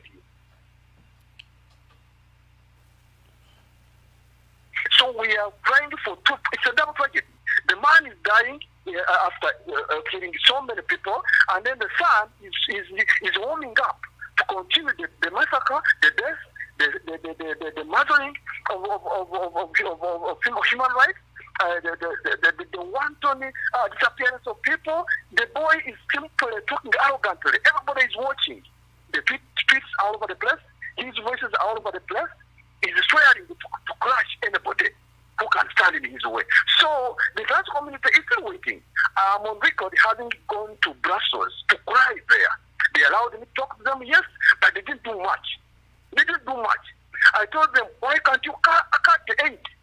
I know we are going to suffer as ordinary people, but the only way you can try to de-wing, remove some wings from this. Let me take some other callers, okay? Thank you so much for you actually opened our eyes to the situation in Uganda. But thank you so much. We appreciate your calling us, and please stay strong, and keep. You have my number. Keep letting us know what we can do to support you guys. You know, please. We are standing behind you, and we must stand with each other. Okay. Thank you very much. Thank you very much. Thank you. Yeah. That was a brother calling from Uganda, direct from Uganda. You must understand that if your brother is suffering, you cannot just look the other way. Africa never had borders. Africa was just a huge land, and people moved freely to wherever they wanted. It was the colonial masters that came and divided us into Uganda, Mozambique, Cameroon, Nigeria. We didn't have borders before. And so Africa is where every human being started. Go and check it, white, black, wherever you are. We all started from Africa. And we are the people who understand brotherhood. We must watch out for one another. These people, it looks like there's actually 2 tribes in the whole of Africa. You must now begin to understand. When you see African behind me, a lot of you didn't understand. You didn't understand that this project was beyond Nigeria. This project was beyond what you're seeing, but we just had to start from our own Jerusalem and Judea, and then we'll go to the rest of the world. That's why as things begin to progress, as we continue to expand our horizon, we are beginning to reach out to our African brothers and sisters. We must be able to save Africa as a whole, and we do this by saving our own bases. Those times are past when our colonial masters dictated for us what we must do. We must understand that power belongs to the people. There is nothing we cannot do if we are united. And that brings me to the issue. I'm going to try to bring the former representative of our African Union. You guys know her. What is African Union doing about this? What is the essence of the African Union? Isn't this a shame that African Union is not doing anything about this? It's very shameful. Caller on the line, you're calling from Kenya. Please tell us your name and where you're calling from. But turn us down. Turn the volume down on the other device so we can hear you. Hello. Yes, can you turn down the other device so we can hear you? Oh, okay. He turned himself off completely, but he was calling from Kenya. We want to hear from our African brothers and sisters, because it looks like we focus so much on ourselves, and when people outside Africa actually see Africa as one country, they ask you, people say, I'm Canadian, are you African? And I had to teach them that Africa is not a country. Africa is a continent with 54 or 56 countries. That's what I try to teach people. So they don't understand. They don't understand that United States of America is one country. And it's not US and Africa. No, it's US and another country inside Africa. North America is the continent. But people don't understand. And it is because we allow Africa to be treated like the whole country that Donald Trump calls it. And of course, he had every reason to be calling us that, because look at what our African leaders do. Look at what they call an election in Uganda. Can you imagine? Can you imagine? If you know you're going to do something and what you're going to do is pure, why would you turn off the light? Why would you turn off the light? You are talking with someone, you say, I want to touch you somewhere, but I need to turn off the light. Would you trust that person? Why would you turn off the light on social media and the internet in Uganda if you did not have any ulterior motive? And then you will ask, why would all the other people, why would other countries sit back and watch that happen and not say anything?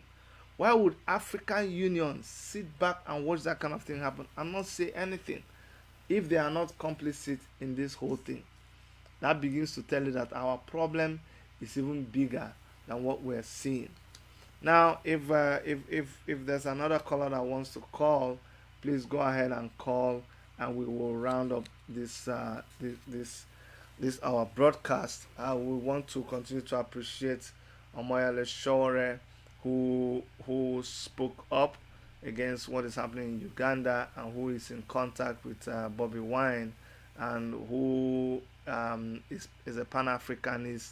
He cares about what goes on in Africa, and his vision is a Pan-African vision that goes beyond Nigeria. And we must understand that when you see Omoyele Sowore's activities in Nigeria, don't restrict him to Nigeria. His vision is a vision that cares about whatever you are telling him to care about right now in Nigeria. Omoyele Sowore's vision captures all of that. But of course, so many freedom fighters, they get misunderstood, they get misjudged, but they eventually get understood. Hello, go ahead, sir. Tell us your name and where you're calling from. And you need to turn down the device behind you or beside you. Okay. Yes, is it better now? It's better now. Go ahead. Yeah, God bless you, my brother. You're doing a great job. Thank you, sir. I've been monitoring this election going on that just ended in Uganda. Yes. How long are we going to continue like this in Africa? Yes. Must we continue to be slaves? What can we really do to tell these our African leaders that enough is enough? God has blessed us with everything that human beings needed. But we still go out. Poverty has sent many of us outside the countries, outside African continent to suffer. We've been praying. Is it that God is not hearing our prayers? But I know that God answers prayers. But the problem is that what God has given us the power, the intellect to do, it will not come down from heaven to do it for us. Mm-hmm. And at the same time, how long shall our security officers, the so-called police, armies, how long will they continue to support the dictators? And then they too are suffering as well. Their children are suffering. Their wives are suffering. Many police officers, I can tell you, if they carry out DNA tests among police officers in Africa, they will know that many of them, their children does not belong to them. But they still go ahead every day to work with these dictators, fight for them, kill those people who are ready to help them out. Look at what they are doing to Sowore. Look at what they are doing to Bobi Wine. Nobody, we don't need anybody we don't need a seer to tell us that Bobi Wine won that election. It's a landslide victory for Bobi Wine. Yeah. But I told somebody that that guy will not win the election because the structure on ground will not permit him to win the election. But I just pray that God will protect him and his wife. I saw the video clip of how his wife was dragged on the floor by a police officer, a woman for that matter, a police woman, dragging her and beating her in the glare of the whole world, and the whole world was watching. It's okay, my brother. Thank you so much. Honestly, thank you so much for your contribution. The Africans, the OAU too, they sold Gaddafi out. And Gaddafi won, but now I can tell you, the so-called Libyans, if they can see a quarter of Gaddafi now, or what they were enjoying when Gaddafi was there, they will grab it with their both hands. But they are suffering now. It's okay. Anyway, I'm done. Thank you very much. Thank you, sir. Thank you for calling in. Yes, I want to thank everybody for being on the program. I want to ask you to continue to support us. For those of you that joined us for the first time, do me a favor and make sure that you click subscribe. If you cannot do it on your mobile phone, if you cannot do it right on this program, don't forget. In fact, I'm going to pause. I'm going to pause now and give you 2 minutes to go. I don't know. I said I was going to do it today, but I'm going to play this music. And that is for you to go and make sure you subscribe. And after that music, then we will come back and we'll finish. So please go and subscribe on our channel, and then we will come back and finish.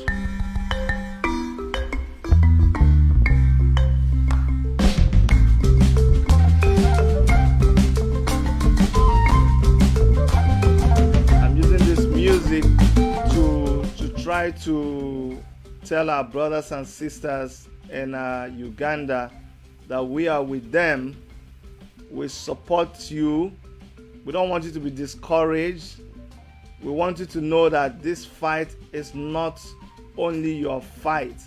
This is a fight that everybody is going to fight with you. You guys will lead the charge and we will follow.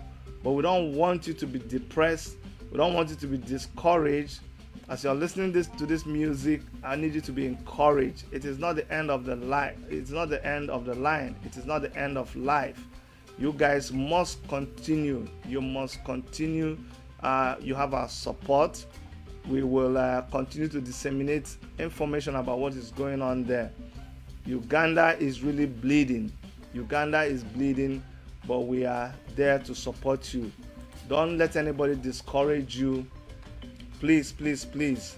I want everybody to support the Ugandan people. And like I said, make sure you subscribe to our channel. And at the end of this song, which is in a few seconds, I'm going to end the program. Thank you so much. Thank you so much. Thank you so much.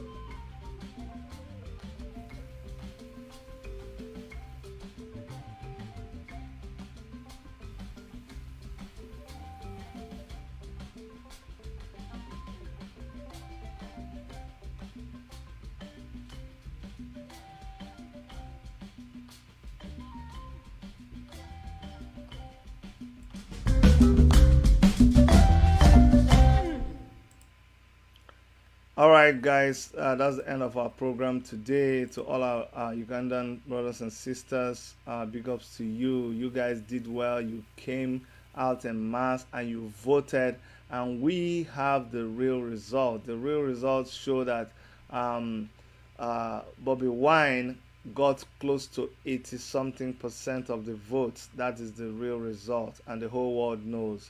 And we will be watching to see what's going to happen in the coming weeks. On behalf of Dr. Erica, my name is Chidi, and we love you, and please stay safe. Bye bye.